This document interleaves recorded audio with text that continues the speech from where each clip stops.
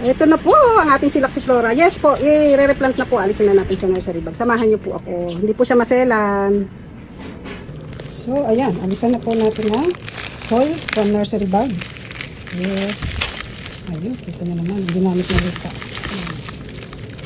Pag nabasa po yung ganitong klaseng lupa, ano po ito eh? Clayish. Nagbubuo-buo. So, kaya yan. Kailangan talaga papalitan natin ang ating soil. Ayan. So, sa naghahanap po ng succulent na madaling alagaan, isa po ito sa ating maisasuggest. Silaxiflora. Klase po siya ng kalankowi, succulent siya. So, madali po siyang dumami. Kahit iwan mo lang po yan, sa isang sulok, huwag mong pansinin. Then, balikan mo after a month, ay, still po sila. Maganda at saka nabubuhay po. At ayaw din nila ng masyadong dilig. Yes. Ganyan po siya kaganda, Nag-green. And then pagka na-expose sa sun, yan po, para siyang scallop yung dulo ng yung mga gilid ng kanyang dahon. Nagba-brown na parang nagmamaroon. So, ito po yung dati nating alaga na. Ganyan siya. Ito po ay sun stress po siya. Yan, babad to sa rain or shine lang po itong ating Silaxiflora. Ganyan siya. Yan po, may mga gilid niya. Nagba-brown, maroon. Tapos rosette type po siya, ang ganda. Kaya gusto ko po itong ating Silaxiflora. Kahit meron na tayo, order tayo, bumili tayo kasi nga ay maganda siya. So yan, meron na pong net at pumice yung ating pot.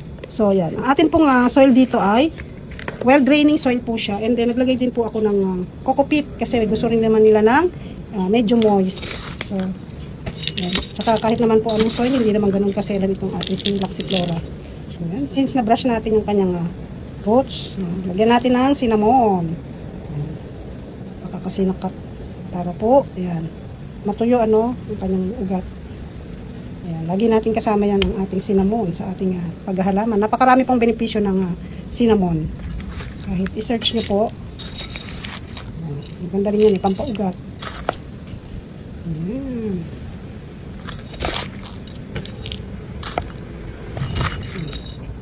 Dagdag lupa.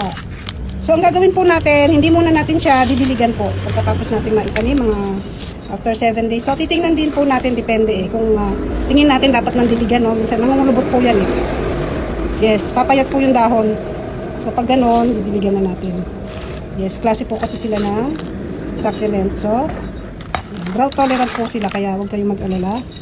Hindi po sila madededs, okay lang po yan.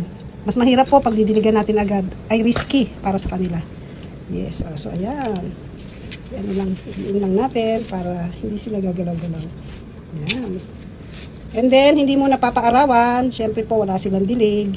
Bright shaded area lang muna po. Hindi papaarawan. At, saka natin sila slightly introduce sa araw once na stable na. Nakadilig na tayo sa kanila. Ayan. Mas okay po na lagay natin sila sa araw. Ayan. Sun lover po itong ating Silaxiflora. Ayan. Tanim na po natin at bagay na bagay siya sa white pot. Pakishare niyo po itong ating video. Ayan. Sana po nagustuhan niyo at nakatulong po sa mga succulent lover dyan, lalo na po yung mga nag-start pa lang mag-alaga ng mga succulents. Thank you po.